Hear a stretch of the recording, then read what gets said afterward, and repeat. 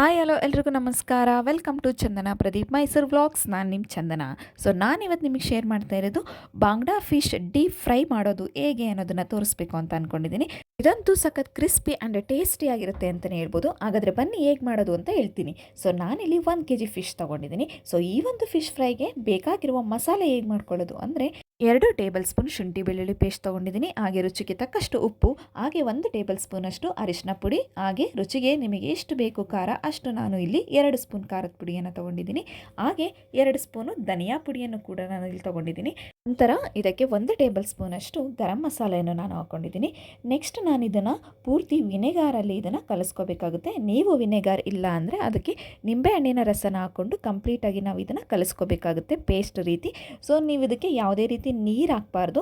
ನೀರು ಹಾಕ್ತೆ ಬರೀ ವಿನೆಗಾರು ಅಥವಾ ನಿಂಬೆಹಣ್ಣಿನ ರಸದಲ್ಲಿ ನಾವು ಇದನ್ನು ಕಂಪ್ಲೀಟ್ ಕಲಿಸ್ಕೋಬೇಕಾಗುತ್ತೆ. ಪೇಸ್ಟ್ ರೀತಿ ಆಗೋವರೆಗೂ ನಾವು ವಿನೆಗಾರ ಹಾಕ್ಕೊಂಡು ಕಲಿಸ್ಕೋಬೇಕಾಗುತ್ತೆ. ನೋಡಿ ನಾನು ಈ ರೀತಿ ಅದನ್ನು ಕಲಿಸ್ಕೊಂಡಿದ್ದೀನಿ. ಈ ರೀತಿ ಕಲಿಸ್ಕೊಂಡ್ರೆ ಅದು ನಮ್ಮ ಪೇಸ್ಟ್ ರೆಡಿ ಆಗುತ್ತೆ.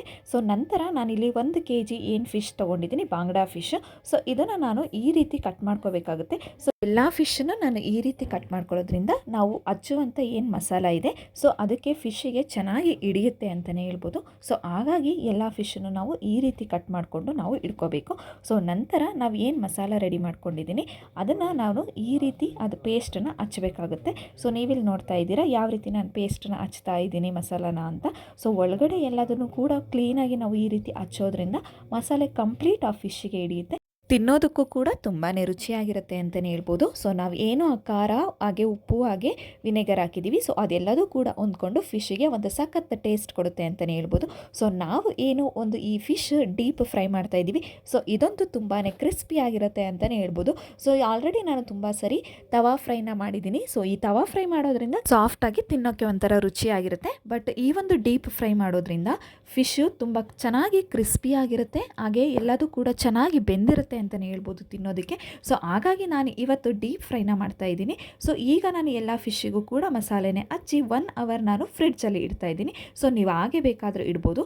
ಆಫ್ಟರ್ ನಾನು 1 ಅವರ್ ಫ್ರಿಡ್ಜಿಂದ ತೆಗೆದುಬಿಟ್ಟು ಈ ರೀತಿ ನಾನು ಡೀಪ್ ಫ್ರೈನ ಮಾಡ್ತಾ ಇದ್ದೀನಿ. ಎಣ್ಣೆ ಕಾದ ನಂತರ ನಾವು ಫಿಶ್ನ ಹಾಕಬೇಕಾಗುತ್ತೆ. ನೀವಿಲ್ಲಿ ವಿಡಿಯೋದಲ್ಲಿ ನೋಡ್ತಾ ಇದ್ದೀರಾ ಹೇಗೆ ನಾನು ಇಲ್ಲಿ ಫಿಶ್ನ ಎಣ್ಣೆಗೆ ಹಾಕ್ತಾ ಇದ್ದೀನಿ ಅಂತ. ಈ ರೀತಿ ಡೀಪ್ ಫ್ರೈ ಆಗಬೇಕು. ಈ ಥರ ಸ್ವಲ್ಪ ಹೊತ್ತು ಅದು ಬೇಯೋದಕ್ಕೆ ನಾವು ಬಿಡಬೇಕಾಗುತ್ತೆ. ಎರಡೂ ಕಡೆ ಇದನ್ನು ಚೆನ್ನಾಗಿ ನಾವು ಬೇಯಿಸಿದ್ರೆ ಮಾತ್ರ ಅದು ತುಂಬಾ ಚೆನ್ನಾಗಿ ಕ್ರಿಸ್ಪಿಯಾಗಿರುತ್ತೆ, ಹಾಗೆ ಎಲ್ಲದೂ ಕೂಡ ಚೆನ್ನಾಗಿ ಬೇಯುತ್ತೆ ಅಂತಲೇ ಹೇಳ್ಬೋದು.